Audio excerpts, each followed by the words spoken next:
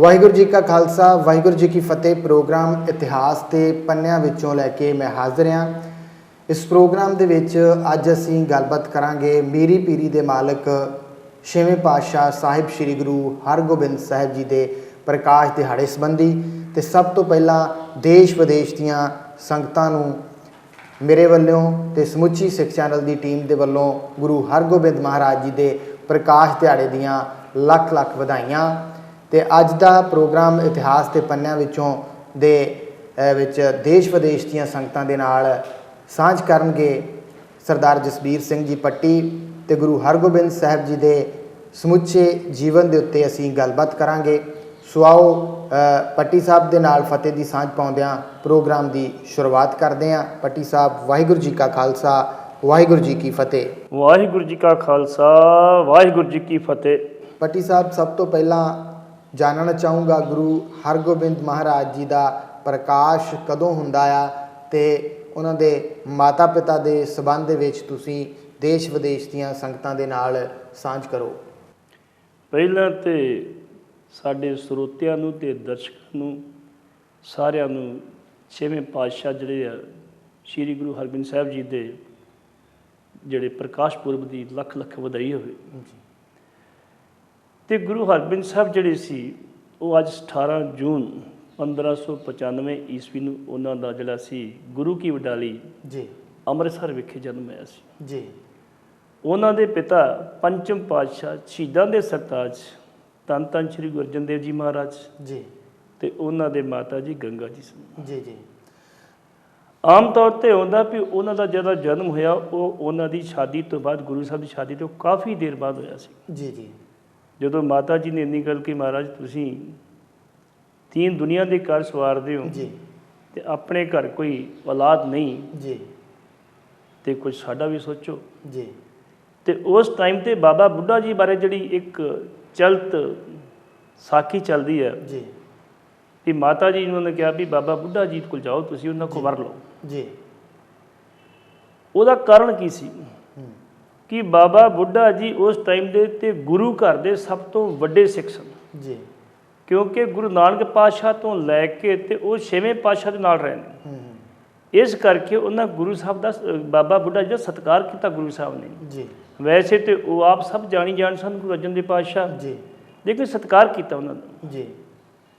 तो माता जी जदों कहते साखी के मुताबिक कि अपनी एक रथ ते बैठ के गए जी तो अगों वो भी महापुरुष सन जी। उन्होंने कहता भी गुरु के किधरों भजने पईयां जी ਤੇ ਵਾਪਸ ਆ ਕੇ ਵੀ ਬਾਬਾ ਬੁੱਢਾ ਜੀ ਨੇ ਮੈਨੂੰ ਸਰਾਫ ਦੇ ਦਿੱਤਾ ਜੀ। ਤੇ ਗੁਰੂ ਸਾਹਿਬ ਕਹਿਣ ਲੱਗੇ ਵੀ ਇੱਦਾਂ ਨਹੀਂ ਚਾਹੀਦਾ ਫਕੀਰਾਂ ਕੋਲ, ਫਕੀਰਾਂ ਕੋਲ ਜਾਣਾ ਤੇ ਉਹਨਾਂ ਦੀ ਜਿਹੜੀ ਆ ਅਸਲੀ ਸਰੂਪ ਉਹ ਚਾਹਣਾ ਸੀ ਜੀ। ਤੇ ਫਿਰ ਮਾਤਾ ਜੀ ਬਾਰੇ ਇਹ ਆ ਵੀ ਉਹਨਾਂ ਨੇ ਆਪਣੀਆਂ ਇੱਕ ਦੋ ਨਾਲ ਜਿਹੜੀਆਂ ਸੀ ਸੇਵਾਦਾਰਨੀਆਂ ਲਈਆਂ ਜੀ। ਨਾਲ ਸਿਰ ਦੇ ਉੱਤੇ ਲੱਸੀ ਦਾ ਮਟਕਾ ਰੱਖਿਆ ਜੀ, ਉੱਤੇ ਮਿੱਸੇ ਪ੍ਰਸ਼ਾਦੇ ਰੱਖੇ ਤੇ ਨਾਲ ਗੰਢੇ ਲੈ ਜੀ। तो जदों बाबा बुढ़ा जी को जाके पेश किया तो महाराज जी बड़े खुश होए जी। तो माता जी लैके आए ने तो उन्होंने जदों वो गंढा भन्निया मुक्की मार के क्यों अजकल तो असीं कट के खाने जी जी जी। आम तौर पर पुराने पिंडा जो रिवाज होंदा सी पिंडा के खेतों जो किसान काम करता सी तो वो वास्ते वो पत्नी जो वो माता जो वो बच्चे खाना लैके जाते सी नाल गंढा जरूर होंदा सी जी जी। तो गंढे तो जो मुक्की मार के भन्नी जाए तो वो एक बच्ची जी निकल के दूर तक डिगदी सी जी जी। ਜਦੋਂ ਬਾਬਾ ਬੁੱਢਾ ਜੀ ਨੇ ਉਹ ਗੰਢਾ ਭੰਨਿਆ ਮੁੱਕੀ ਮਾਰ ਕੇ ਤੇ ਬੱਚੀ ਨਿਕਲੀ ਤੇ ਮਾਤਾ ਗੰਗਾ ਜੀ ਨੂੰ ਵਰ ਦਿੱਤਾ ਬਾਬਾ ਬੁੱਢਾ ਜੀ ਨੇ ਵੀ ਬੀਬਾ ਜੀ ਤੁਹਾਡੇ ਘਰ ਇਹੋ ਜਿਹਾ ਬਹਾਦਰ ਬੇਟਾ ਜਨਮ ਲਏਗਾ ਜੀ। ਤੇ ਉਸ ਤੋਂ ਬਾਅਦ ਜੀ ਛੇਵੇਂ ਪਾਤਸ਼ਾਹ ਦਾ ਜਨਮ ਹੋਇਆ ਸੀ ਜੀ। ਉਹਨਾਂ ਦੇ ਜਨਮ ਤੋਂ ਬਾਅਦ ਜੀ ਬੜੇ ਸੰਕਟ ਝੇਲੇ ਗਏ। ਉਹਨਾਂ ਜਿਹੜੇ ਪੰਜੋ ਪਾਤਸ਼ਾਹ ਦੇ ਵੱਡੇ ਪਿਤਾ ਸੀ ਭਰਾ ਸੀ ਪ੍ਰਿਥੀ ਚੰਦ ਜੀ ਜੀ ਉਹ ਈਰਖਾ ਕਰਦੇ ਸੀ ਵੀ ਇਹ ਗੱਦੀ ਸਾਨੂੰ ਮਿਲਣੀ ਚਾਹੀਦੀ ਸੀ, ਇਹ ਗੁਰੂ ਅਰਜਨ ਪਾਤਸ਼ਾਹ ਨੂੰ ਕਿਉਂ ਮਿਲੀ। ਇਹ ਉਹਨਾਂ ਦਾ ਜਦੋਂ ਗੁਰੂ ਹਰਗੋਬਿੰਦ ਸਾਹਿਬ ਜੀ ਦਾ ਬਚਪਨ ਸੀਗਾ ਉਸ ਵੇਲੇ ਦੀ ਘਟਨਾ ਹੈ। ਮੈਂ ਦੱਸ ਸਕਦਾ ਜੀ ਉਹ ਸ਼ੁਰੂ ਤੋਂ ਈਰਖਾ ਕਰਦੇ ਸੀ ਜੀ। ਜਦੋਂ ਕਾਫੀ ਦੇਰ ਗੁਰੂ ਅਰਜਨ ਦੇਵ ਪਾਤਸ਼ਾਹ ਦੇ ਘਰ ਕੋਈ ਬਾਲ ਨਹੀਂ ਹੋਇਆ ਤੇ ਉਸ ਟਾਈਮ ਤੇ ਉਹਨਾਂ ਮਹਿਸੂਸ ਕਰ ਲਿਆ ਵੀ ਚਲੋ ਅਗਲੀ ਵਾਰੀ ਸਾਡੀ ਹੈ। ਤੇ ਜਦੋਂ ਇਹ ਬਾਲ ਹੋਇਆ ਤੇ ਇਹਨਾਂ ਦੀ ਫਿਰ ਈਰਖਾ ਵੱਧਦੀ ਵੱਧਦੀ ਹੋਰ ਵੱਧ ਗਈ ਜੀ। ਈਰਖਾ ਵਧਣ ਕਰਕੇ ਪਹਿਲਾਂ ਨੇ ਉਹਨਾਂ ਨੇ ਜਿਹੜੀ ਇੱਕ ਦਾਈ ਸੀ ਉਹਨੂੰ ਖਰੀਦਿਆ ਜੀ। ਉਹ ਆਪਣੇ ਜਿਹੜੇ ਥਣ ਸੀ ਦੁੱਧ ਪਿਉਣ ਵਾਲੇ ਉਹਨਾਂ ਨਾਲ ਜ਼ਹਿਰ ਲਾ ਕੇ ਚਲੀ ਗਈ ਲੇਕਿਨ ਗੁਰੂ ਸਾਹਿਬ ਨੇ ਦੁੱਧ ਨਹੀਂ ਪੀਤਾ ਹੁੰਦਾ ਜੀ। ਮੁੜ ਕੇ ਗੁਰੂ ਸਾਹਿਬ ਦੇ ਕਮਰੇ ਦੇ ਵਿੱਚ ਇੱਕ ਸੱਪ ਛੱਡ ਦਿੱਤਾ ਗਿਆ ਜੀ। ਤੇ ਸੱਪ ਵੀ ਉਸ ਜਿਹੜੀ ਸੀ ਅਕਾਲ ਪੁਰਖ ਦੁਆਰੇ ਭੇਜੀ ਰੂਹ ਨੂੰ ਨਮਸ਼ ਕਰਕੇ ਜਿਹੜਾ ਸੀ ਆ ਗਿਆ ਜੀ। ਫਿਰ ਉਹਨਾਂ ਨੇ ਵੇਖਿਆ ਇਹ ਵੀ ਸਾਡਾ ਜਿਹੜਾ 2 ਫਾਰਮੂਲੇ ਸਾਡੇ ਨਹੀਂ ਕਾਮਯਾਬ ਹੋਏ, ਤੀਜਾ ਫਾਰਮੂਲਾ ਉਹਨਾਂ ਵਰਤਿਆ। ਫਿਰ ਉਹਦੇ ਵਿੱਚ ਜਿਹੜਾ ਇਹਨਾਂ ਦਾ ਖੜਾਵਾ ਸੀ ਇੱਕ ਮੁਸਲਮ ਜੀ, ਉਹਨੂੰ ਕਿਹਾ ਵੀ ਆ ਜ਼ਹਿਰ ਦਾ ਦਹੀਂ 'ਚ ਪਾ ਕੇ ਖਵਾ ਦੇ ਜੀ।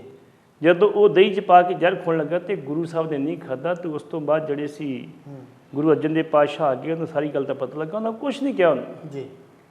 ਲੇਕਿਨ ਉਸ ਜ਼ਹਿਰ ਦੇ ਕੇ ਮਾਰਨ ਵਾਲੇ ਵਿਅਕਤੀ ਨੂੰ ਢਿੱਡ ਦੇ ਵਿੱਚ ਇੰਨੀ ਜ਼ਬਰਦਸਤ ਪੀੜ ਹੋਈ ਤੇ ਉਹ ਅੱਲਾ ਨੂੰ ਪਿਆਰਾ ਹੋ ਗਿਆ ਜੀ। ਉਸ ਤੋਂ ਬਾਅਦ ਫਿਰ ਉਹਨਾਂ ਦੀ ਜਿਹੜੀ ਸੀ ਜ਼ਿੰਦਗੀ ਦੇ ਵਿੱਚ ਸੰਘਰਸ਼ ਚੱਲਦਾ ਰਿਹਾ ਜੀ। ਇੱਕ ਵਾਰੀ ਉਹਨਾਂ ਨੂੰ ਕਹਿੰਦੇ ਜੀ, ਜਿਹਨੂੰ ਚੇਚਕ ਕਹਿੰਦੇ ਆਪਾਂ, ਜੀ। ਉਸ ਟਾਈਮ ਤੇ ਸੀਤਲਾ ਮਾਤਾ ਵੀ ਕਹਿੰਦੇ, ਬੜਾ ਕੁਛ ਕਹਿੰਦੇ ਸੀ। ਤੇ ਚੇਚਕ ਨਿਕਲ ਆਈ ਤੇ ਬੜੀ ਜ਼ਬਰਦਸਤ ਨਿਕਲੀ, ਲੇਕਿਨ ਅਕਾਲ ਪੁਰਖ ਨੇ ਕਿਰਪਾ ਕੀਤੀ ਵੀ ਉਹ ਜਲਦੀ ਜਿਹੜੇ ਠੀਕ ਠਾਕ ਹੋ ਜੀ। ਉਸ ਟਾਈਮ ਤੇ ਪੰਚਮ ਪਾਤਸ਼ਾਹ ਨੇ ਕਿਹਾ ਸੀ ਸ਼ੀਤਲਾ ਤੇ ਰੱਖਿਆ ਬਿਆਰੀ ਪਾਰ ਬ੍ਰਹਮ ਪ੍ਰਭ ਕਿਰਪਾ ਧਾਰੀ ਜੀ। ਇਸ ਕਰਕੇ ਗੁਰੂ ਹਰਗੋਬਿੰਦ ਸਾਹਿਬ ਦਾ ਜਿਹੜਾ ਬਚਪਨ ਸੀ ਜੀ, ਉਹ ਹਮੇਸ਼ਾ ਹੀ ਮੈਂ ਪੂਰੀ ਦਾ ਪੂਰਾ ਜਿਹੜਾ ਸੀ ਉਹ ਸੰਘਰਸ਼ਪੂਰਨ ਸੀ ਜੀ। ਉਹ ਜਿੱਦਾਂ ਬੱਚੇ ਜਿੱਦਾਂ ਪ੍ਰਵਾਨ ਚੜ੍ਹੇ ਉਹਨਾਂ ਬਾਰੇ ਕਿਹਾ ਜਾਂਦਾ ਵੀ ਉਹਨਾਂ ਦਾ ਇੰਨਾ ਵਜਨ ਸੀਗਾ, ਇੰਨੇ ਜਵਾਨ ਸਨ ਜੀ, ਵੀ ਜਿਹੜੇ 2 ਘੋੜੇ ਆਪਣੇ ਬਾਹਰ ਜਾਣਾਂਗੇ ਰੱਖਦੇ ਸੀ, ਜੀ। ਘੋੜਾ ਭਾਰੀ ਚੁੱਕਦਾ, ਇੱਕ ਘੋੜਾ ਥੱਕ ਜਾਂਦਾ ਸੀ, ਮੁੜ ਕੇ ਦੂਜੇ 'ਤੇ ਬੈਠ ਜਾਂਦੇ ਸੀ। ਜੀ, ਜੀ। ਇਹ ਉਹਨਾਂ ਦਾ ਬਚਪਨ ਸੀਗਾ। ਜੀ, ਜੀ, ਜੀ। ਭੱਟੀ ਸਾਹਿਬ, ਗੁਰੂ ਹਰਗੋਬਿੰਦ ਪਾਤਸ਼ਾਹ ਦੇ ਜੀਵਨ ਦੀ ਅਸੀਂ ਗੱਲਬਾਤ ਕਰ ਰਹੇ ਹਾਂ ਤਾਂ ਉਹਨਾਂ ਨੇ ਸ਼ਸਤਰ ਵਿਦਿਆ ਦੀ ਗੱਲ ਕੀਤੀ ਜਾਵੇ ਤਾਂ ਉਹ ਕਿਹਨਾਂ ਕੋਲੋਂ ਪ੍ਰਾਪਤ ਕੀਤੀ, ਕਿਉਂਕਿ ਉਹਨਾਂ ਨੇ ਅੱਗੇ ਚੱਲ ਕੇ ਅਸੀਂ ਗੱਲ ਕਰਾਂਗੇ ਕਿ 2 ਉਹਨਾਂ ਨੇ ਕਿਰਪਾਨਾਂ ਵੀ ਧਾਰਨ ਕੀਤੀਆਂ ਸਨ, ਪਰ ਸ਼ਸਤਰ ਵਿਦਿਆ ਜਿਹੜੀ ਆ ਉਹ ਕਿਹਨਾਂ ਕੋਲੋਂ ਹਾਸਲ ਕੀਤੀ? ਬਾਬਾ ਬੁੱਢਾ ਜੀ ਇਕੱਲੇ ਇੱਕ ਫਕੀਰ ਤੇ ਅਧਿਆਤਮਕ ਨਹੀਂ ਸਨ, ਵਿਅਕਤੀ ਨਹੀਂ ਸਨ ਜੀ। ਉਹ ਸ਼ਸਤਰ ਵਿਦਿਆ ਦੇ, ਨੇਜੇ ਦੇ ਤੇ ਯੁੱਧ ਕਲਾ ਦੇ ਬੜੇ ਮਾਹਰ ਸਨ। ਉਹਨਾਂ ਨੇ ਘੋੜਸਵਾਰੀ, ਸ਼ਸਤਰ ਵਿਦਿਆ ਜੀ, ਜਿਹੜੇ ਬਾਬਾ ਬੁੱਢਾ ਜੀ ਸੀ ਜੀ, ਉਹਨਾਂ ਕੋਲ ਸਿੱਖਿਆ ਪ੍ਰਾਪਤ ਕੀਤੀ ਸੀ। ਜੀ। ਤੇ ਬਾਬਾ ਬੁੱਢਾ ਜੀ ਨੂੰ ਸ਼ਾਇਦ ਗਿਆਨ ਸੀ ਇਸ ਗੱਲ ਦਾ ਵੀ ਆਉਣ ਵਾਲੇ ਸਮੇਂ ਤੇ ਇਸ ਚੀਜ਼ ਦੀ ਲੋੜ ਪੈਣੀ ਹੈ ਇਹਨੂੰ। ਜੀ।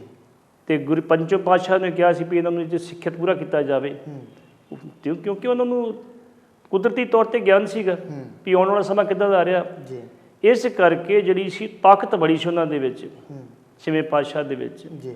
ਤੇ ਉਹਨਾਂ ਨੇ ਜਿਹੜੇ ਸੀ ਸ਼ਸਤਰ ਵਿਦਿਆ ਉਹਨਾਂ ਕੋਲ ਸਿੱਖ ਕੇ ਤੇ ਕਈ ਜਿਹੜੀ ਜੰਗਾਂ ਜਿੱਤੀਆਂ ਵੀ ਸੀਗੀਆਂ। ਜੀ।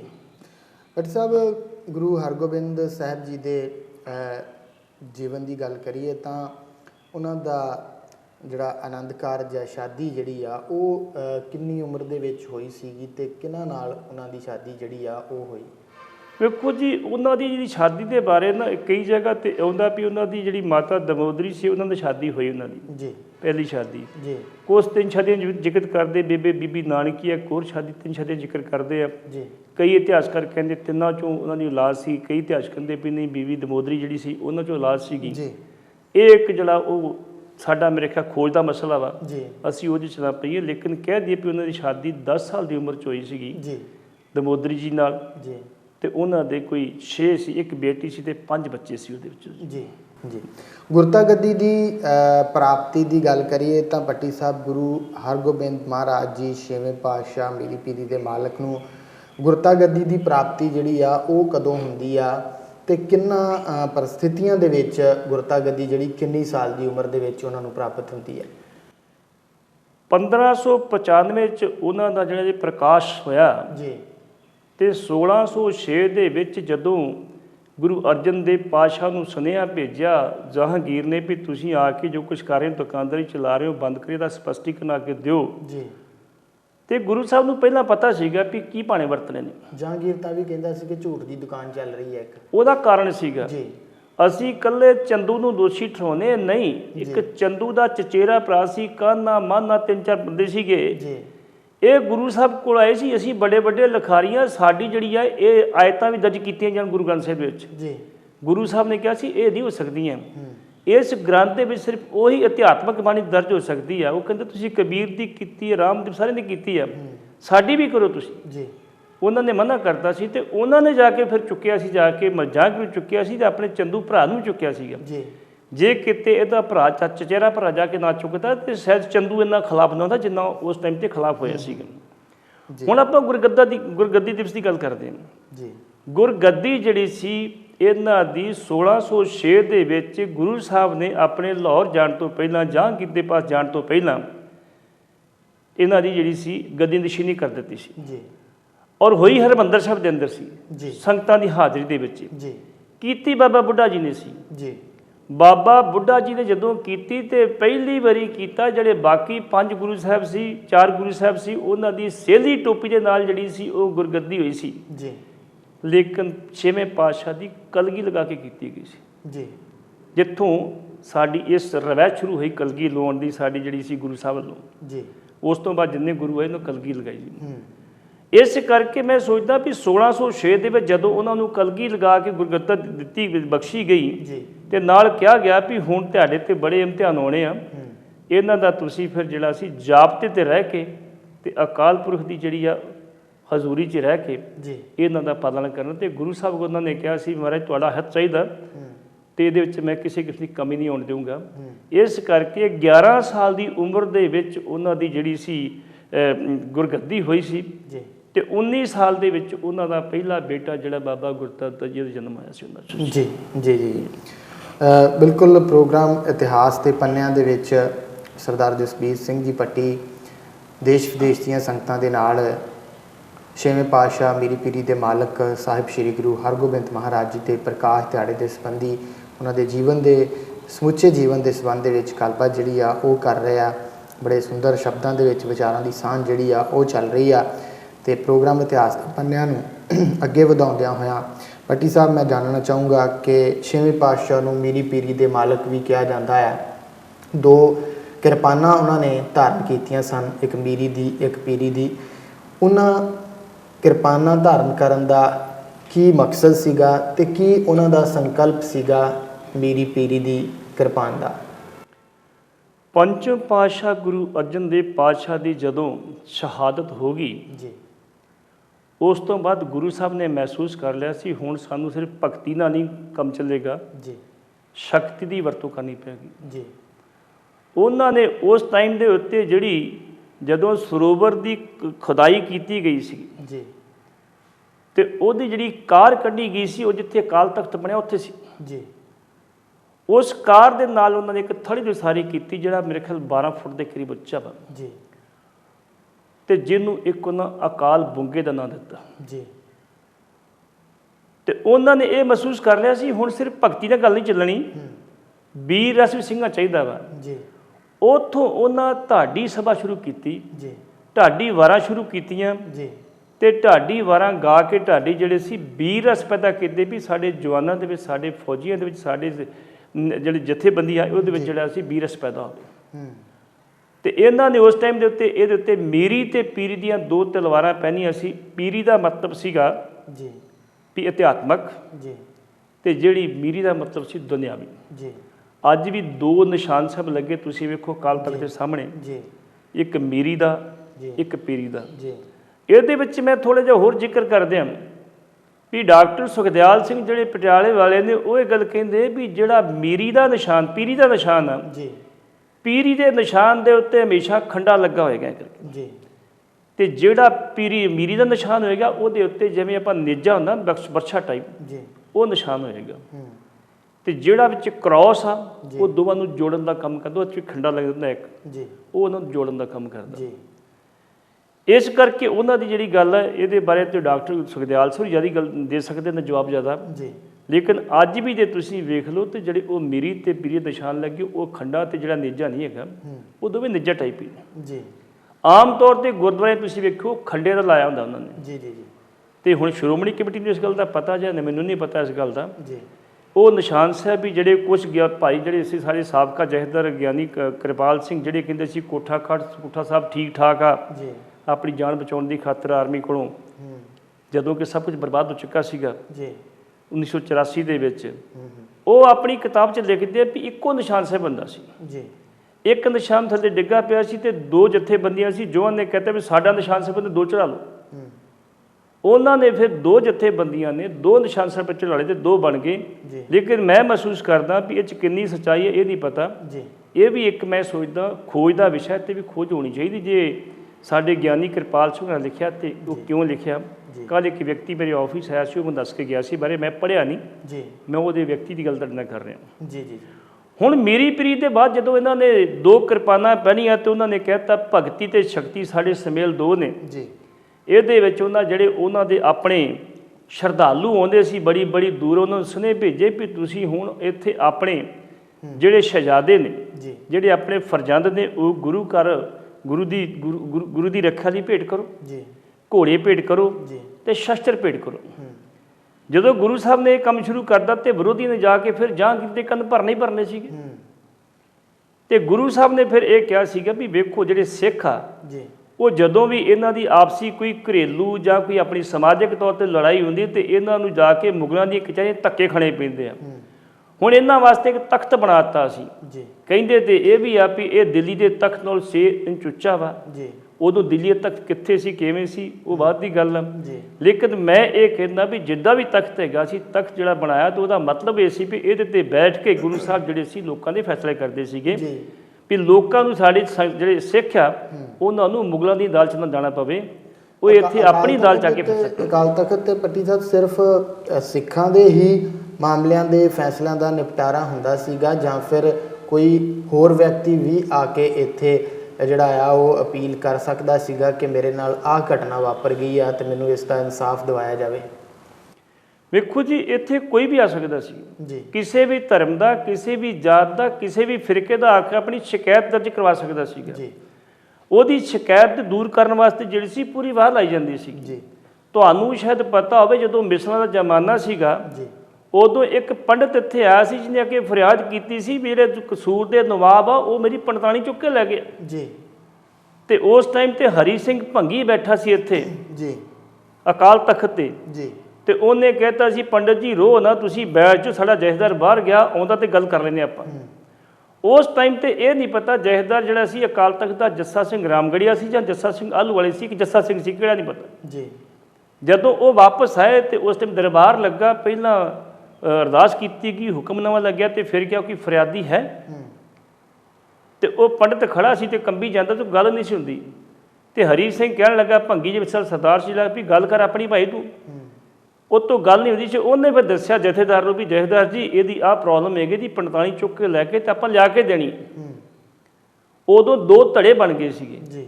ਉਹ ਕਹਿੰਦੇ ਸੀ ਵੀ ਕਸੂਰ ਦੇ ਨਵਾਬਾਂ ਦੇ ਕੋਲੇ ਤੋਪਾਂ ਨੇ, ਨਵੀਨਤਮ ਬੰਦੂਕਾਂ ਨੇ, ਆਪਾਂ ਉਹਨਾਂ ਦਾ ਮੁਕਾਬਲਾ ਨਹੀਂ ਕਰ ਸਕਦੇ। ਲੇਕਿਨ ਹਰੀ ਸਿੰਘ ਭੰਗੀ ਕਹਿੰਦਾ ਸੀ ਵੀ ਮੈਂ ਗੁਰੂ ਸਾਹਿਬ ਦੀ ਹਜ਼ੂਰੀ 'ਚ, ਉਹ ਸਿੱਖ ਤੇ ਅਜੇ ਸਿੱਖ ਸੋ ਤੁਸੀਂ, ਅੱਜ ਦੇ ਸਿੱਖ ਗੁਰੂ ਸਾਹਿਬ ਦੀ ਹਜ਼ੂਰੀ 'ਚ ਬੈਠ ਕੇ ਝੂਠ ਬੋਲਦੇ ਨੇ ਕੁਰਸੀਆਂ ਦੀ ਖਾਤਰ, ਸਿਰਫ ਆਪਣੇ ਤਾਜ ਦੀ ਖਾਤਰ ਸਿਰਫ। ਲੇਕਿਨ ਉਸ ਭੰਗੀ ਨੇ ਇੰਨੀ ਗੱਲ ਕਹੀ ਵੀ ਮੈਂ ਜਥੇਦਾਰ ਜੀ ਇਹਨਾਂ ਵਾਅਦਾ ਕੀਤਾ ਤੇਰੀ ਪੰਡਤਾਣੀ ਲਿਆ ਕੇ ਦਿਆਂਗੇ, ਆਪਾਂ ਨੂੰ ਜਾਣਾ ਪਵੇਗਾ ਜੀ।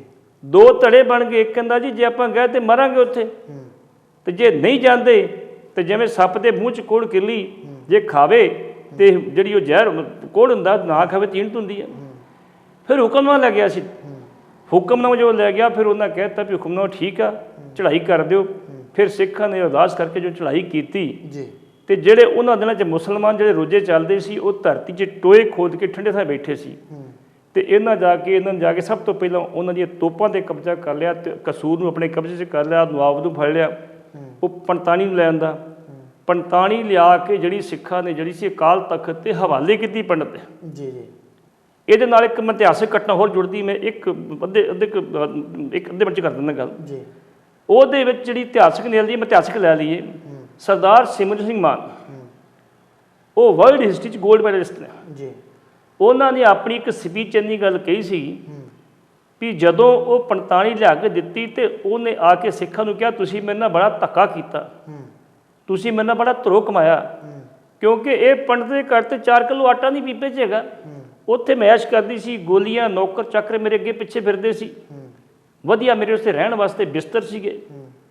ਤਾਂ ਉਹ ਕਹਿੰਦੇ ਨਹੀਂ ਬੀਬੀ ਤੇਰਾ ਧਰਮ ਪਤੀ ਤੈਨੂੰ ਜਾਣਾ ਹੀ ਪਊ। ਤਾਂ ਉਸ ਟਾਈਮ ਤੇ ਉਹ ਪੰਡਤਾਣੀ ਨੇ ਇੰਨੀ ਗੱਲ ਵੀ ਮੈਂ ਤੁਹਾਨੂੰ ਵੇਖੂੰਗੀ ਕਿਤੇ। ਉਹ ਕਹਿੰਦੇ ਜਾ ਆਪਣਾ ਬਤੋਂ ਤੂੰ ਆਪਣਾ ਤਾਂ ਸੰਭਾਲ ਨਹੀਂ ਸਕੀ, ਸਾਡੇ ਤੂੰ ਵੇਖੇਂਗੀ। ਤੇ ਮਾਨ ਸਾਹਿਬ ਜੋੜਦੇ ਵੀ 84 ਦਾ ਜਿਹੜੀ ਅਟੈਕ ਕੀਤਾ ਇੰਦਰਾ ਗਾਂਧੀ ਨੇ ਉਹ ਪੰਡਤਾਣੀ ਹੈ। ਜੀ ਇਹ ਉਹਨਾਂ ਦੀ ਹੈ ਸੋਚ, ਮੈਂ ਨਹੀਂ ਕਹਿੰਦਾ ਬਾਰੇ 'ਚ। ਲੇਕਿਨ ਆਪਾਂ ਗੱਲ ਕਰਦੇ ਸੀ ਵੀ ਇੱਥੇ ਸਾਰੇ ਧਰਮਾਂ ਦਾ, ਸਾਰੇ ਧਰਮਾਂ ਦਾ ਜਿਹੜਾ ਸੀ, ਕੋਈ ਵੀ ਧਰਮ ਦਾ, ਕੋਈ ਵੀ ਫਿਰਕੇ ਦਾ, ਕਿਸੇ ਵੀ ਜਾਤ ਦਾ ਬਿਨਾਂ ਭੇਦਭਾਵ ਤੋਂ ਆ ਕੇ ਆਪਣੀ ਸ਼ਿਕਾਇਤ ਕਰ ਸਕਦਾ ਸੀ, ਫਰਿਆਦ ਕਰ ਸਕਦਾ, ਉਹਦੀ ਸ਼ਿਕਾਇਤ ਦੂਰ ਕੀਤੀ ਜਾਂਦੀ ਸੀ, ਉਹਦਾ ਮਸਲਾ ਹੱਲ ਕੀਤਾ ਜਾਂਦਾ ਸੀਗਾ। ਜੀ ਜੀ ਇਹਦੇ ਤੋਂ ਹੀ ਜਿਹੜੇ ਸੀ ਮੁਗਲ ਸਮਰਾਟ ਜਿਹੜੇ ਖਫਾ ਸਨ। ਜੀ ਬਿਲਕੁਲ। ਪੱਟੀ ਸਾਹਿਬ, ਗੱਲ ਕਰੀਏ ਅਕਾਲ ਤਖਤ ਸਾਹਿਬ ਦੀ ਗੱਲ ਅਸੀਂ ਕੀਤੀ ਆ, ਗੱਲ ਕਰੀਏ ਜੰਗਾਂ ਦੀ, ਤਾਂ ਗੁਰੂ ਹਰਗੋਬਿੰਦ ਪਾਤਸ਼ਾਹ ਨੇ ਆਪਣੇ ਜੀਵਨ ਕਾਲ ਦੇ ਵਿੱਚ ਕਿੰਨੀਆਂ ਜੰਗਾਂ ਜਿਹੜੀਆਂ ਆ ਉਹ ਲੜੀਆਂ, ਤੇ ਸਭ ਤੋਂ ਮਹੱਤਵਪੂਰਨ ਜੇਕਰ ਜੰਗ ਦੀ ਗੱਲ ਕੀਤੀ ਜਾਵੇ ਤਾਂ ਉਹ ਕਿਹੜੀ ਸੀਗੀ ਤੇ ਉਹਦਾ ਕੀ ਕਾਰਨ ਸੀਗਾ? ਗੁਰੂ ਸਾਹਿਬ ਨੇ ਆਪਣੇ ਕਾਲ ਦੇ ਵਿੱਚ 4 ਜੰਗਾਂ ਲੜੀਆਂ ਤੇ 4 ਹੀ ਜਿੱਤੀਆਂ ਜੀ। ਜਿਹੜੀ ਸਭ ਤੋਂ ਮਹੱਤਵਪੂਰਨ ਜੰਗ ਉਹਨਾਂ ਦੀ ਅੰਮ੍ਰਿਤਸਰ ਦੀ ਜੰਗ ਸੀਗੀ ਜੀ। ਜਿਹੜੀ ਬਾਜ ਦੀ ਗੱਲ ਕਰਦੇ ਵੀ ਲਾਹੌਰ ਦਰਬਾਰ ਦਾ ਬਾਜ ਜਿਹੜਾ ਆਇਆ ਤੇ ਜਿਹੜੇ ਸਿੰਘਾਂ ਨੇ ਗੁਰੂ ਸਾਹਿਬ ਦੇ ਕਹਿਣ ਤੇ ਉੱਥਾਂ ਤਾਰ ਲਿਆ ਜੀ ਤੇ ਫੜ ਲਿਆ, ਮੁੜ ਕੇ ਵਾਪਸ ਨਹੀਂ ਕੀਤਾ। ਤੇ ਕੁਝ ਸਿੱਖ ਗਏ ਤੇ ਵੇਖੋ ਜੀ ਗੁਰੂ ਸਾਹਿਬ ਪੰਛੀ ਆ, ਬਾਜ ਆ, ਵਾਪਸ ਕਰ ਦਿਓ। ਤੇ ਉਹਨਾਂ ਕਿਹਾ ਜੀ ਗੱਲ ਬਾਜ ਦੀ ਨਹੀਂ, ਗੱਲ ਤਾਜ ਦੀ ਹੈ। ਉਹਦਾ ਕਾਰਨ ਕੀ ਸੀ? ਕਾਰਨ ਇੱਕ ਤੇ ਗੁਰੂ ਤੇਗ ਬਹਾਦਰ ਸਾਹਿਬ ਦੀ ਸ਼ਹਾਦਤ, ਜੀ। ਇੱਕ ਲੋਕਾਂ ਨੇ ਆ ਕੇ ਸ਼ਿਕਾਇਤਾਂ ਬੜੀਆਂ ਕੀਤੀਆਂ ਗੁਰੂ ਸਾਹਿਬ ਕੋਲੇ ਵੀ ਅਸੀਂ ਬੜੇ ਦੁਖੀ ਮੁਗਲ ਸਮਰਾਟ ਕੋਲੋਂ, ਇਹ ਬੜੇ ਜ਼ੁਲਮ ਕਰਦੇ ਸਾਡੇ ਤੇ, ਬੜੀ ਸਖਤੀ ਕਰਦੇ ਸਾਡੇ ਤੇ, ਖਾਸ ਕਰਕੇ ਜਿਹੜੇ ਮਾਈਨੋਰਟੀ ਵਾਲੇ ਸੀ, ਖਾਸ ਕਰਕੇ ਜਿਹੜੇ ਇੰਡੀਅਨ ਮੁਸਲਮਾਨ ਸੀ ਉਸ ਟਾਈਮ ਦੇ ਉੱਤੇ, ਹਿੰਦੁਸਤਾਨੀ ਮੁਸਲਮਾਨ ਸੀ, ਉਹਨਾਂ ਤੇ ਵੀ ਹੁੰਦੇ ਸੀਗੇ, ਇਹ ਨਹੀਂ ਕਿ ਜ਼ੁਲਮ ਤੇ ਉਹਨਾਂ ਤੇ ਹੁੰਦੇ ਸੀਗੇ, ਹਿੰਦੂਆਂ ਮੁਸਲਮਾਨ ਸਾਈਆਂ ਤੇ ਜ਼ੁਲਮ ਹੋਣੇ ਸੀਗੇ। ਇਸ ਕਰਕੇ ਗੁਰੂ ਸਾਹਿਬ ਇਸ ਗੱਲ ਤੋਂ ਖਫਾ ਸਨ ਵੀ ਇਹ ਜ਼ੁਲਮ ਕਿਵੇਂ ਰੋਕਿਆ ਜਾਵੇ, ਲੋਕਾਂ ਦੀ ਫਰਿਆਦ ਹੈ ਤੇ ਫਰਿਆਦ ਦੂਰ ਕਿਵੇਂ ਕਰਨੀ। ਉੱਥੋਂ ਫਿਰ ਉਹ ਬਾਜ ਤੋਂ ਝਗੜਾ ਹੁੰਦਾ ਫਿਰ ਜਿਹੜਾ ਝਗੜਾ ਵਧਿਆ, ਫਿਰ ਮੁਗਲ ਸੈਨਾ ਆਈ, ਇੱਕ ਪਾਸੇ 7000 ਜਿਹੜਾ ਫੌਜ ਸੀ, ਦੂਜੇ ਪਾਸੇ 70000 ਫੌਜ ਸੀਗੀ, ਉਹਦਾ ਟਾਕਰਾ ਕੀਤਾ ਤੇ ਜਿੱਤ ਪ੍ਰਾਪਤ ਕੀਤੀ। ਨੁਕਸਾਨ ਦੋਵਾਂ ਪਾਸੇ ਬੜਾ ਹੋਇਆ, ਲੇਕਿਨ ਮੈਂ ਸੋਚਦਾ ਵੀ ਜੋ ਉਸ ਟਾਈਮ ਦੇ ਵਿੱਚ ਸਿੱਖਾਂ ਨੇ ਬਹਾਦਰੀ ਵਿਖਾਈ ਪਹਿਲੀ ਜੰਗ ਦੇ ਵਿੱਚ, ਉਹਦੀ ਮਿਸਾਲ ਕਿਤੇ ਨਹੀਂ ਮਿਲਦੀ। ਉੱਥੋਂ ਫਿਰ ਸਿੱਖਾਂ ਦੇ ਜਿਹੜੇ ਹੌਸਲੇ ਬੁਲੰਦ ਹੋ ਗਏ, ਉਹਨਾਂ ਨੇ ਕਿਹਾ ਗੁਰੂ ਸਾਹਿਬ ਨੇ ਜਿਹੜੀ ਬੁਨਿਆਦ ਮੇਰੀ ਤੇ ਪੀਰੀ ਰੱਖੀ ਆ, ਇਹਨੂੰ ਕਾਇਮ ਰੱਖਿਆ ਜਾਣਾ ਬਹੁਤ ਜ਼ਰੂਰੀ। ਤੇ ਸਭ ਤੋਂ ਮਹੱਤਵਪੂਰਨ ਜੰਗ ਉਹਨਾਂ ਦੀ ਅੰਮ੍ਰਿਤਸਰ ਦੀ ਹੋਈ ਆ। ਪਰ ਮੈਂ ਇੱਕ ਗੱਲ ਕਹੂੰਗਾ, ਗੁਰੂ ਸਾਹਿਬ ਨੇ ਜਿਹੜੀ ਜੰਗ ਲੜੀ ਆ ਉਹ ਦਰਬਾਰ ਸਾਹਿਬ ਤੋਂ ਬਾਹਰ ਲੜੀ ਆ। ਬਾਬਾ ਗੁਰਬਖਸ਼ ਨੇ ਜੰਗ ਲੜੀ ਆ ਦਰਬਾਰ ਸਾਹਿਬ ਤੋਂ ਬਾਹਰ ਲੜੀ ਆ, ਕਿਉਂਕਿ ਦਰਬਾਰ ਸਾਹਿਬ ਦਾ ਨੁਕਸਾਨ ਨਾ ਹੋਵੇ, ਇਹ ਜ਼ਰੂਰੀ ਸੀਗਾ। ਉਸ ਤੋਂ ਬਾਅਦ ਕਿਲੇ ਵੀ ਸਾਰੇ ਉਹਨਾਂ ਨੇ, ਅੰਮ੍ਰਿਤਸਰ ਲੋਹਗੜ੍ਹ ਦਾ ਕਿਲਾ ਵਸਾਰਿਆ, ਉਹਦੇ ਵਾਸਤੇ ਅਸੀਂ ਫੌਜੀ ਸ਼ਕਤੀ ਇੱਥੇ ਕੀਤੀ ਜਾਵੇ, ਹਥਿਆਰ ਇੱਥੇ ਇਕੱਠੇ ਕੀਤੇ ਜਾਣ, ਦਰਬਾਰ ਸਾਹਿਬ ਨਹੀਂ ਇੱਥੇ ਇਕੱਠੇ ਕੀਤੇ ਜਾਣ। ਉਹਨਾਂ ਨੇ ਗੁਰੂ ਸਾਹਿਬ ਜਿਹੜੀ ਸਾਨੂੰ ਸੇਧ ਦਿੱਤੀ ਸੀ, ਸਾਨੂੰ ਅੱਜ ਵੀ ਉਹਨੂੰ ਅਪਣਾਉਣ ਦੀ ਲੋੜ ਹੈ। ਜੀ ਜੀ ਜੀ ਭੱਟੀ ਸਾਹਿਬ, ਜੰਗਾਂ ਦੀ ਅਸੀਂ ਗੱਲ ਜਿਹੜੀ ਆ ਉਹ ਕੀਤੀ, ਸਿੱਖੀ ਦੇ ਪ੍ਰਚਾਰ ਪ੍ਰਸਾਰ ਦੀ ਗੱਲ ਕਰੀਏ ਤਾਂ ਗੁਰੂ ਸਾਹਿਬ ਨੇ ਪ੍ਰਚਾਰ ਪ੍ਰਸਾਰ ਜਿਹੜਾ ਸਿੱਖੀ ਦਾ ਗੁਰੂ ਹਰਗੋਬਿੰਦ ਮਹਾਰਾਜ ਨੇ ਕਿਵੇਂ ਕੀਤਾ? ਗੁਰੂ ਸਾਹਿਬ ਦੀ ਜਿਹੜੀ ਪ੍ਰਚਾਰ ਦੀ ਆਪਾਂ ਗੱਲ ਕਰਦੇ ਵੀ ਪਹਿਲਾਂ ਤੇ ਉਹ ਮੀਰੀ ਪਰੀ ਦੇ ਸੰਕਲਪ ਨੂੰ ਲੈ ਕੇ ਜਿਹੜੀ ਸੀ ਚੱਲਦੇ ਰਹੇ ਜੀ। ਫਿਰ ਉਹਨਾਂ ਦੀ ਜਹਾਂਗੀਰ ਦੇ ਨਾਲ ਨੇੜਤਾ ਸੀ, ਥੋੜੀ ਬਾਰੀ ਮੋਟੀ ਹੋ ਗਈ ਜੀ। ਇੱਕ ਵਾਰੀ ਜਹਾਂਗੀਰ ਨੇ ਕੀਤਾ, ਬਾਦਸ਼ਾਹ ਆਪਣੇ ਨਾਲ ਲੈ ਗਿਆ ਉਹਨਾਂ ਨੂੰ ਵੀ ਤਾਂ ਆਪਾਂ ਸ਼ਿਕਾਰ ਖੇਡਣ ਚੱਲੀਏ। ਸ਼ਿਕਾਰ ਖੇਡਣ ਚੱਲੇ ਤੇ ਇੱਕ ਸ਼ੇਰ ਨੇ ਹਮਲਾ ਕਰ ਦਿੱਤਾ ਬਾਦਸ਼ਾਹ ਦੇ ਉੱਤੇ, ਤੇ ਬਾਦਸ਼ਾਹ ਨੇ ਗੁਰੂ ਸਾਹਿਬ ਕੋਲ ਸਹਾਇਤਾ ਮੰਗੀ ਤੇ ਗੁਰੂ ਸਾਹਿਬ ਨੇ ਉਸ ਸ਼ੇਰ ਨੂੰ ਜਿਹੜਾ ਸੀ ਪਹਿਲੇ ਹੀ ਇੱਕ ਵਾਰ ਦੇ ਨਾਲ ਭੜਕਾ ਕੇ ਰੱਖਤਾ। ਔਰ ਉਹ ਬਾਦਸ਼ਾਹ ਜਿਹੜਾ ਸੀ ਹੈਰਾਨ ਸੀ, ਉਹਨੂੰ ਸ਼ੱਕ ਪੈਂਦਾ ਸੀ ਵੀ ਜੇ ਇਹ ਇੰਨਾ ਕੁਝ ਕਰ ਸਕਦਾ ਵਾ, ਇਹ ਆਪਣੇ ਫਾਦਰ ਦਾ ਬਦਲਾ ਜ਼ਰੂਰ ਲਏਗਾ। ਉਹਨੇ ਵਿੱਚ ਕੁਝ ਲੋਕਾਂ ਦੇ ਕਹਿਣ ਦੇ ਉੱਤੇ ਵੀ ਇਹ ਆਪਣੇ ਰਾਜ ਦੇ ਵਿੱਚ ਰਾਜ ਪੈਦਾ ਕਰ ਰਿਹਾ ਵਾ, ਤੇ ਗੁਰੂ ਸਾਹਿਬ ਨੂੰ ਫਿਰ ਜਿਹੜਾ ਸੀ ਉਹ ਗਵਾਲੀਅਰ ਦੀ ਜੇਲ੍ਹ ਵਿੱਚ ਜਦੋਂ ਆਗਰੇ ਗਏ ਨੇ, ਉੱਥੋਂ ਫੜ ਕੇ ਤੇ ਗਵਾਲੀਅਰ ਦੀ ਜੇਲ੍ਹ 'ਚ ਬੰਦ ਕਰ ਦਿੱਤਾ ਗਿਆ ਸੀ। ਗਵਾਲੀਅਰ ਦੀ ਜੇਲ੍ਹ ਤੋਂ ਬਾਅਦ ਕਰਨ ਤੋਂ ਬਾਅਦ ਜਦੋਂ ਫਿਰ ਮਾਤਾ ਗੰਗਾ ਜੀ ਨੂੰ ਪਤਾ ਲੱਗਾ ਤੇ ਉਹਨਾਂ ਦੇ ਫਿਰ ਬਾਬਾ ਬੁੱਢਾ ਜੀ ਨੇ ਭਾਈ ਗੁਰਦਾਸ ਜੀ ਨੂੰ ਭੇਜਿਆ ਤਾਂ ਕਿ ਪਤਾ ਲਓ ਵੀ ਕੀ ਹੈ। ਤੇ ਗੁਰੂ ਸਾਹਿਬ ਨੇ ਕਿਹਾ ਵੀ ਅਸੀਂ ਬੜੇ ਆਨੰਦ 'ਚ ਹਾਂ, ਕੋਈ ਫਿਕਰ ਨਹੀਂ ਕਰਨਾ, ਜਲਦੀ ਆਵਾਂਗੇ ਅਸੀਂ। ਤੇ ਉੱਥੇ ਵੀ ਅੰਦਰ ਜਿਹੜੇ ਸੀ ਉਹਨਾਂ ਬੜੀ ਪ੍ਰਚਾਰ ਕੀਤਾ ਆਪਣਾ, ਜਿਹੜਾ ਮੈਂ ਕਿਹਾ ਸ਼ਾਇਦ ਹਰੀਦੇਵ ਸੀ, ਹਰੀ ਰਾਮ ਸੀ ਜਿਹੜਾ ਉਹਨਾਂ ਦਾ ਜੇਲਰ ਸੀਗਾ, ਉਹ ਬੜਾ ਪ੍ਰਭਾਵਿਤ ਸੀਗਾ। ਉਹਨੇ ਜਿਹੜੀ ਸੀ ਦਿੱਲੀ ਦਰਬਾਰ ਨਾਲ ਲਾਹੌਰ ਦਰਬਾਰ ਨਾਲ ਗੱਲ ਕੀਤੀ, ਭਾਈ ਇਹ ਤੇ ਇਹੋ ਜਿਹੇ ਬੰਦੇ ਨਹੀਂ ਹੈਗੇ, ਇਹ ਤੇ ਬੜੇ ਵਧੀਆ ਬੰਦੇ ਨੇ, ਤੇ ਅਧਿਆਤਮਕ ਸ਼ਕਤੀ ਵਾਲੇ ਬੰਦੇ ਨੇ। ਇਹਨਾਂ ਦਿਨਾਂ ਦੇ ਵਿੱਚ ਕਹਿੰਦੇ ਨੇ ਵੀ ਜਹਾਂਗੀਰ ਬਿਮਾਰ ਹੋ ਗਿਆ, ਬੜਾ ਸਖਤ ਬਿਮਾਰ ਹੋ ਗਿਆ। ਉਹ ਨਜ਼ੂਮੀ ਹੁੰਦੇ ਆ, ਜਿਵੇਂ ਅਸੀਂ ਕਹਿੰਦੇ ਸਾਡੇ ਪੰਡਤ ਹੁੰਦੇ, ਜੋਸ਼ੀ ਹੁੰਦੇ ਆ, ਤੇ ਉਹ ਨਜ਼ੂਮੀ ਹੁੰਦੇ ਉਹਨਾਂ 'ਚ, ਮੁਸਲਮਾਨਾਂ 'ਚ। ਉਹ ਨਜ਼ੂਮੀਆਂ ਨੇ ਕਿਹਾ ਜੀ ਜੋ ਸਾਡੀ ਜਿਹੜੀ ਆ ਅਸੀਂ ਆਪਣੇ ਹਿਸਾਬ ਨਾਲ ਵੇਖਦੇ ਹਾਂ, ਸਾਨੂੰ ਇੰਝ ਲੱਗਦਾ ਵੀ ਤੁਹਾਡੇ ਕੋਲ ਕੈਦ ਕੋਈ ਮਹਾਂਪੁਰਖ ਕੈਦ ਨੇ, ਤੇ ਤੁਸੀਂ ਉਹਨਾਂ ਬਾਰੇ ਸੋਚੋ ਜਾਂ ਉਹਨਾਂ ਛੱਡੋ ਤੇ ਤੁਸੀਂ ਠੀਕ ਹੋ ਜਾਓਗੇ। ਤੇ ਫਿਰ ਜਿਹੜੇ ਨੇੜਲੇ ਗੁਰੂ ਸਾਹਿਬ ਦੇ ਪ੍ਰੇਮੀ ਸੀਗੇ, ਜਿਵੇਂ ਇੱਕ ਵਜ਼ੀਰ ਖਾਂ ਹੋਇਆ, ਇੱਕ ਵਜ਼ੀਰ ਖਾਂ ਹੋਇਆ। ਵਜ਼ੀਰ ਖਾਂ ਵਾਲਿਆਂ ਕਿਹਾ ਜੀ ਵੇਖੋ ਗੁਰੂ ਹਰਗੋਬਿੰਦ ਸਾਹਿਬ ਨੂੰ ਤੁਸੀਂ ਬੰਦ ਕੀਤਾ, ਉੱਥੋਂ ਦਾ ਜੇਲਰ ਵੀ ਕਹਿ ਰਿਹਾ ਵੀ ਉਹ ਤੇ ਅਧਿਆਤਮਕ ਲੋਕ ਨੇ, ਉਹਨਾਂ ਦੁਸ਼ਮਣੀ ਕਿਸੇ ਨਾਲ ਨਹੀਂ ਹੈਗੀ ਤੇ ਉਹਨਾਂ ਨੂੰ ਛੱਡ ਕੇ ਵੇਖਦੇ ਆਪਾਂ। ਉਦੋਂ ਜਹਾਂਗੀਰ ਨੇ ਫਿਰ ਕਿਹਾ ਸੀ ਉਹਨੂੰ ਰਿਹਾ ਕਰ ਦਿਓ। ਉਹਨਾਂ ਦੇ ਰਿਹਾ ਕਰਨ ਤੋਂ ਬਾਅਦ ਉਹਨਾਂ ਕਿਹਾ ਵੀ ਮੈਂ ਇਕੱਲੇ ਨਹੀਂ ਜਾਣਾ, ਜਿਹੜੇ 52 ਰਾਜੇ ਤੁਸੀਂ ਬੰਦ ਕੀਤੇ ਉਹ ਵੀ ਨਾਲ ਜਾਣਗੇ, ਫਿਰ ਜਾਊਂ। ਉੱਥੋਂ ਫਿਰ ਬਾਹਰ ਬਾਦਸ਼ਾਹ ਨੇ ਕਹਿ ਦਿੱਤਾ ਭਾਈ ਤੁਸੀਂ ਜਿਹੜੇ 52 ਰਾਜੇ ਤਾਂ ਜਾ ਸਕਦੇ ਆ ਜਿਹੜੇ ਤੁਹਾਡੇ ਚੋਲਾ ਫੜ ਕੇ ਬਾਹਰ ਚੱਲ ਜਾਣਗੇ। ਤਾਂ ਉਦੋਂ ਕਹਿੰਦੇ ਵੀ ਗੁਰੂ ਸਾਹਿਬ ਨੇ 52 ਕਲੀਆਂ ਵਾਲਾ ਜਿਹੜਾ ਚੋਲਾ ਜਿਹੜਾ ਸੀ ਉਹ ਸਵਾਇਆ ਸੀਗਾ ਤੇ ਉਹ 52 ਦੇ 52 ਬਾਹਰ ਕੱਢੇ ਸੀਗੇ। ਉਦੋਂ ਬਾਅਦ ਗੁਰੂ ਸਾਹਿਬ ਅੰਮ੍ਰਿਤਸਰ ਨਹੀਂ ਆਏ। ਜਿਹੜੀ ਅਸੀਂ ਬੰਦੀ ਛੋੜ ਦੀ ਗੱਲ ਕਰਦੇ, ਗੁਰੂ ਸਾਹਿਬ ਫਿਰ ਪ੍ਰਚਾਰ ਤੇ ਰਹੇ ਨੇ। ਅੰਮ੍ਰਿਤਸਰ ਤੋਂ ਬਾਹਰ ਗਏ ਨੇ, ਫਿਰ ਮਾਲਵੇ ਇਧਰ ਦੁਆਬੇ 'ਚ ਗਏ, ਪਰਾਂ ਚਲੇ ਗਏ, ਫਿਰ ਕਸ਼ਮੀਰ ਗਏ ਨੇ, ਫਿਰ ਪ੍ਰਚਾਰ ਕਰਦੇ ਬਾਅਦ 'ਚ ਆਏ ਨੇ। ਜਿਹੜਾ ਬੰਦੀ ਛੋੜ ਦੀ ਗੱਲ ਕਰਦੇ ਉੱਥੋਂ ਜੁੜਦਾ ਵੀ ਬੰਦੀ ਛੋੜ ਦਿਵਸ ਮਨਾਇਆ ਜਾਂਦਾ ਉਦੋਂ। ਕਹਿੰਦੇ ਵੀ ਉਦੋਂ ਦੀਵਾਲੀ ਦਾ ਦਿਹਾੜਾ ਸੀਗਾ, ਕੁਝ ਕਹਿੰਦੇ ਵੀ ਦੀਵਾਲੀ ਦਾ ਦਿਹਾੜਾ ਨਹੀਂ, ਕੋਈ ਦਿਹਾੜਾ ਹੋਰ ਸੀ। ਇਹ ਤੇ ਫਿਰ ਸਾਰੇ ਧਰਮਾਂ ਦੇ ਜਿਹੜੇ ਦੀਵਾਲੀ ਦੇ, ਕਿਉਂ ਹਰ ਧਰਮ ਦੀ ਦੀਵਾਲੀ ਮਨਾਈ ਜਾਂਦੀ ਹੈ।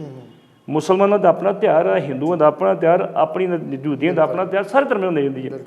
ਤੇ ਸਿੱਖ ਧਰਮ ਦੇ ਤਿਉਹਾਰ ਨੂੰ ਨਾਲ ਜੋੜਿਆ ਗਿਆ ਦੀਵਾਲੀ ਦੇ, ਤੇ ਬੰਦੀ ਛੋੜ ਦਿਵਸ ਮਨਾਇਆ ਗਿਆ। ਉਸ ਤੋਂ ਬਾਅਦ ਜਿੰਨਾ ਕੁ ਉਹਨਾਂ ਪ੍ਰਚਾਰ ਕੀਤਾ, ਕਾਫੀ ਜਾ ਕੇ ਪ੍ਰਚਾਰ ਕੀਤਾ, ਕਾਫੀ ਸਾਰੇ ਸਿੱਖ ਸਜਾਏ, ਔਰ ਉਹਨਾਂ ਨੇ ਜਿਹੜੀ ਪ੍ਰਚਾਰ ਸੀ ਉਹਨਾਂ ਨੂੰ ਪ੍ਰਚਾਰ ਦੌਰਾਨ ਇੱਕ ਸ਼ਾਹ ਫਕੀਰ ਸ਼ਾਹ ਵਰਗਾ ਸੀ ਦੌਲਾ, ਤੇ ਉਹਨੇ ਇਹਨਾਂ ਨੂੰ ਕਿਹਾ ਸੀ ਗੁਰੂ ਜੀ ਮੈਨੂੰ ਇੱਕ ਗੱਲ ਦੱਸੋ, ਹਿੰਦੂ ਕੀ ਤੇ ਫਕੀਰੀ ਕੀ, ਔਰਤ ਕੀ ਤੇ ਪੀਰੀ ਕੀ, ਉਹਦੇ ਪੁੱਤਰ ਕੀ ਤੇ ਵਿਰਾਗ ਕੀ, ਤੇ ਦੌਲਤ ਕੀ ਤੇ ਤਿਆਗ ਕੀ। ਉਦੋਂ ਗੁਰੂ ਸਾਹਿਬ ਨੇ ਕਿਹਾ ਸੀ ਨਹੀਂ ਜੀ ਦੌਲਾ ਜੀ ਗੱਲ ਇਹ ਨਹੀਂ ਹੈਗੀ। ਉਹਨਾਂ ਕਿਹਾ ਜੀ ਔਰਤ ਮਾਨ ਹੈ, ਔਰਤ ਤੁਹਾਡੀ ਹੋਊਗੀ, ਤੁਹਾਡਾ ਗਲਤ ਪਾਸੇ ਧਿਆਨ ਨਹੀਂ ਜਾਣ ਦੇਊਗੀ। ਜਿਹੜੀ ਪੁੱਤਰ ਉਹ ਨਿਸ਼ਾਨ ਆ, ਉਹ ਤੁਹਾਡਾ ਨਿਸ਼ਾਨ ਆਉਣ ਵਾਲੇ ਸਮੇਂ 'ਚ ਰਹੇਗਾ। ਜਿਹੜੀ ਦੌਲਤ ਆ ਗੁਜਰਾਨ, ਵੀ ਦੌਲਤ ਹੋਊਗੀ ਤੇ ਤੁਸੀਂ ਗੁਜ਼ਾਰਾ ਕਰੋਗੇ, ਰੋਟੀ ਪਾਣੀ ਤਾਂ ਲਓ ਚੱਲਣਾ ਵਾ। ਜਿਹੜੀ ਫਕੀਰੀ ਆ, ਨਾ ਉਹ ਹਿੰਦੂ ਤੇ ਨਾ ਉਹ ਮੁਸਲਮਾਨ ਤੇ ਉਹਦੀ ਤਸੱਲੀ ਕਰਾਤੀ ਸੀ ਵੀ ਤੁਸੀਂ ਠੀਕ ਕਰ ਰਹੇ ਹੋ। ਇਹ ਸਾਡੇ ਸਮਾਜ ਦੇ ਵਿੱਚ ਤੁਹਾਨੂੰ ਜਿਹੜੀਆਂ ਕੁਦਰਤ ਨੇ ਚੀਜ਼ਾਂ ਜਿਹੜੀਆਂ ਉਹਨਾਂ ਮੁਤਾਬਕ ਚੱਲਾਂਗੇ ਤੇ ਫਿਰ ਹੀ ਅਸੀਂ ਕਰ ਸਕਦੇ ਹਾਂ। ਕੱਲੀ ਫਕੀਰੀ ਦਾ ਕੁਛ ਨਹੀਂ ਬਣਦਾ। ਜੀ ਭੱਟੀ ਸਾਹਿਬ, ਗੁਰੂ ਹਰਗੋਬਿੰਦ ਪਾਤਸ਼ਾਹ ਜੋਤੀ ਜੋਤ ਕਦੋਂ ਸਮਾਉਂਦੇ ਆ, ਆਪਣਾ ਜੀਵਨ ਕਾਲ ਜਿਹੜਾ ਉਹ ਪੂਰਾ ਕਰਦੇ ਆ? ਵੇਖੋ ਜੀ ਉਹਨਾਂ ਨੇ 48 ਸਾਲ ਆਪਣੀ ਜ਼ਿੰਦਗੀ ਬਤੀਤ ਕੀਤੀ। 37 ਸਾਲ ਦੇ ਕਰੀਬ ਉਹਨਾਂ ਨੇ ਗੁਰਗੱਦੀ ਤੇ ਰਹੇ ਨੇ ਉਹ। ਤੇ ਇਸ ਤੋਂ ਬਾਅਦ ਉਹਨਾਂ ਨੇ ਗੁਰਗੱਦੀ ਦੇ ਵਿੱਚੋਂ ਜਿਹੜਾ ਸੀ, ਜਦੋਂ ਉਹ ਜੋਤੀ ਜੋਤ ਸਮਾਏ ਨੇ, ਤੇ ਜੋਤੀ ਜੋਤ ਸਮਾਉਣ ਤੋਂ ਬਾਅਦ ਬਾਬਾ ਬੁੱਢਾ ਜੀ ਜਦੋਂ ਜੋਤੀ ਜੋਤ ਸਮਾਏ ਆ, ਤੇ ਉਸ ਟਾਈਮ ਤੇ ਗੁਰੂ ਸਾਹਿਬ ਜਿਹੜੀ ਸੀ ਉਹ ਆਪ ਗਏ ਸੀਗੇ ਸੰਸਕਾਰ ਕਰਨ ਵਾਸਤੇ। ਤੇ ਉਹਨਾਂ ਗੁਰੂ ਸਾਹਿਬ ਨੂੰ ਕਿਹਾ ਵੀ ਮੇਰੇ ਛਾਤੀ ਦੇ ਉੱਤੇ ਪੈਰ ਰੱਖੋ। ਤੇ ਗੁਰੂ ਸਾਹਿਬ ਕਹਿੰਦੇ ਮਹਾਰਾਜ ਇਹ ਨਹੀਂ ਹੋ ਸਕਦਾ, ਤੁਸੀਂ ਤੇ ਮੇਰੇ ਨਾਲ ਉਮਰ 'ਚ ਬਹੁਤ ਵੱਡੇ ਹੋ। ਆਂਦੇ ਨਹੀਂ, ਜਿਹੜੀ ਅਧਿਆਤਮਕ ਜੋ ਤੁਹਾਡੇ 'ਚ ਹੈ ਨਾ ਉਹ ਮੇਰੇ 'ਚ ਨਹੀਂ ਹੈਗੀ, ਮੇਰੀ ਛਾਤੀ 'ਤੇ ਪੈਰ ਰੱਖੋ। ਤੇ ਕਹਿੰਦੇ ਵੀ ਬਾਬਾ ਬੁੱਢਾ ਜੀ ਦੀ ਜੋ ਛਾਤੀ 'ਤੇ ਪੈਰ ਰੱਖਿਆ ਤਾਂ ਉਹਨਾਂ ਪੈਰ ਨੂੰ ਨਿਮਸ਼ਕਾਰ ਕੀਤਾ, ਤੇ ਫਿਰ ਉਹਨਾਂ ਦੇ ਸਵਾਸ ਪੂਰੇ ਹੋਏ ਸੀ। ਇਹਨਾਂ ਲਗਾਓ ਸੀ ਉਹਨਾਂ ਨਾਲ। ਤੇ ਉਸ ਦਿਨ ਕਾਫੀ ਮਹਿਸੂਸ ਕੀਤਾ ਸੀ ਗੁਰੂ ਸਾਹਿਬ ਨੇ ਵੀ ਅੱਜ ਅਸੀਂ ਬਹੁਤ ਘਾਟੇ 'ਚ ਹਾਂ। ਤੇ ਗੁਰੂ ਸਾਹਿਬ ਜਦੋਂ ਗਏ ਨੇ, ਉਹਨਾਂ ਨੇ ਆਪਣੇ ਜਾਣ ਤੋਂ ਪਹਿਲਾਂ 48 ਸਾਲ ਦੀ ਉਮਰ ਦੇ ਵਿੱਚ 37 ਸਾਲ ਜਿਹੜੀ ਗੁਰਗੱਦੀ ਰਹੀ ਉਹਨਾਂ ਦੇ ਕੋਲੇ, ਤਾਂ ਉਹਨਾਂ ਨੇ ਆਪਣੇ ਕਿਸੇ ਬੇਟੇ ਨੂੰ ਨਹੀਂ, ਪੋਤਰੇ ਨੂੰ ਗੁਰੂ ਹਰਿਰਾਏ ਜੀ ਨੂੰ ਗੁੱਦੀ ਦਿੱਤੀ ਆ। ਔਰ ਇਹਦੇ ਵਿੱਚ ਸਿੱਖ ਇਤਿਹਾਸ ਦੇ ਵਿੱਚ ਮੈਂ ਕਹੂੰਗਾ ਵੀ ਛੋਟੇ ਵੱਡੇ ਦੀ ਗੱਲ ਕੋਈ ਨਹੀਂ। ਜੇ ਗੁਰੂ ਅਮਰਦਾਸ ਜੀ ਜਿਹੜੇ ਸੀ 80 ਸਾਲ ਦੀ ਉਮਰ ਦੇ ਸੀਗੇ, ਤੇ ਜਿਹੜੇ ਸਾਡੇ ਗੁਰੂ ਹਰਕ੍ਰਿਸ਼ਨ ਸਾਹਿਬ 8ਵੇਂ ਪਾਤਸ਼ਾਹ ਸੀ ਉਹ 8 ਸਾਲ ਦੀ ਉਮਰ ਦੇ ਸੀ। ਫਿਰ ਉਹਨਾਂ ਕਿਹਾ ਸੀ ਵੇਖੋ ਜਦੋਂ ਦਾਦਾ ਪੋਤੇ ਕੋਲੋਂ ਗੱਡੀ ਵਰਸੋਏ ਨੇ ਦਾਦਾ, ਜਿਹੜੇ ਇਹਨਾਂ ਦੇ ਬੇਟੇ ਗੁਰੂ ਤੇਗ ਬਹਾਦਰ ਸਾਹਿਬ ਸੀਗੇ, ਉਹ ਕਹਿੰਦੇ ਤੇਗ ਦੇ ਬੜੇ ਧਨੀ ਸੀ, ਨਾ ਉਹਨਾਂ ਪਹਿਲਾਂ ਕੁਝ ਹੋਰ ਸੀ, ਬਾਅਦ ਤੇਗ ਬਹਾਦਰ ਰੱਖਿਆ ਗਿਆ। ਉਹ ਆਪਣੇ ਪੋਤੇ ਕੋਲੋਂ, ਉਹਨਾਂ ਦਾ ਪੋਤਾ ਲੱਗਦਾ ਸੀ, ਪੋਤੇ ਲੱਗਦੇ ਸੀ ਗੁਰੂ ਹਰਗੋਬਿੰਦ ਪਾਤਸ਼ਾਹ 8ਵੇਂ ਪਾਤਸ਼ਾਹ, ਉਹਨਾਂ ਕੋਲੋਂ ਵਰਸੋਏ ਸੀ 9ਵੇਂ ਪਾਤਸ਼ਾਹ। ਉਹਨਾਂ ਕਿਹਾ ਵੀ ਕੋਈ ਬੰਦਾ ਵੱਡਾ ਨਹੀਂ, ਵੱਡਾ ਸਿਰਫ ਉਹਦੀ ਆ ਜਿਹੜੇ ਗੁਣ ਉਹ ਵੱਡੇ ਆ, ਨਾ ਕਿ ਵੱਡਾ ਨਾ ਛੋਟਾ, ਗੁਣ ਵੱਡੇ ਛੋਟੇ ਨੇ। ਇਸ ਕਰਕੇ 48 ਸਾਲ ਦੀ ਉਮਰ ਦੇ ਵਿੱਚ ਜਿਹੜੇ ਸੀ ਇਸ ਦੁਨੀਆ ਤੋਂ ਕੂਚ ਕਰ ਗਏ। ਜੀ ਸੋ ਬਿਲਕੁਲ ਪ੍ਰੋਗਰਾਮ ਇਤਿਹਾਸ ਤੇ ਪੰਨਿਆਂ ਦੇ ਵਿੱਚ ਇਹ ਸਨ ਸਰਦਾਰ ਜਸਬੀਰ ਸਿੰਘ ਜੀ ਭੱਟੀ, ਜਿਨ੍ਹਾਂ ਨੇ ਪ੍ਰੋਗਰਾਮ ਇਤਿਹਾਸ ਤੇ ਪੰਨਿਆਂ ਰਾਹੀਂ ਦੇਸ਼ ਵਿਦੇਸ਼ ਦੀਆਂ ਸੰਗਤਾਂ ਦੇ ਨਾਲ ਮੀਰੀ ਪੀਰੀ ਦੇ ਮਾਲਕ 6ਵੇਂ ਪਾਤਸ਼ਾਹ ਸਾਹਿਬ ਸ਼੍ਰੀ ਗੁਰੂ ਹਰਗੋਬਿੰਦ ਸਾਹਿਬ ਜੀ ਦੇ ਜੀਵਨ ਕਾਲ ਦੀ ਸਮੁੱਚੀ ਜਿਹੜਾ ਇਤਿਹਾਸ ਆ ਉਹ ਦਰਸ਼ਕਾਂ ਦੇ ਨਾਲ ਸਾਂਝਾ ਕੀਤਾ। ਸੋ ਅੱਜ ਦੇ ਸਾਡੇ ਇਸ ਪ੍ਰੋਗਰਾਮ ਦੇ ਵਿੱਚ ਇੰਨਾ ਹੀ। ਤੇ ਇੱਕ ਵਾਰ ਫਿਰ ਗੁਰੂ ਹਰਗੋਬਿੰਦ ਮਹਾਰਾਜ ਜੀ ਦੇ ਪ੍ਰਕਾਸ਼ ਦਿਹਾੜੇ ਦੀਆਂ ਸਮੁੱਚੀਆਂ ਸੰਗਤਾਂ ਨੂੰ ਮੁਬਾਰਕਾਂ ਤੇ ਇਸ ਪ੍ਰੋਗਰਾਮ ਨੂੰ ਇੱਥੇ ਹੀ ਸਮਾਪਤ ਕਰਦਿਆਂ ਹੋਇਆਂ ਸਾਂਝੇ ਰੂਪ ਚ ਬੁਲਾਉਂਦੇ ਹਾਂ ਫਤਿਹ। ਵਾਹਿਗੁਰੂ ਵਾਹਿਗੁਰੂ ਜੀ ਕਾ ਖਾਲਸਾ, ਵਾਹਿਗੁਰੂ ਜੀ ਕੀ ਫਤਿਹ।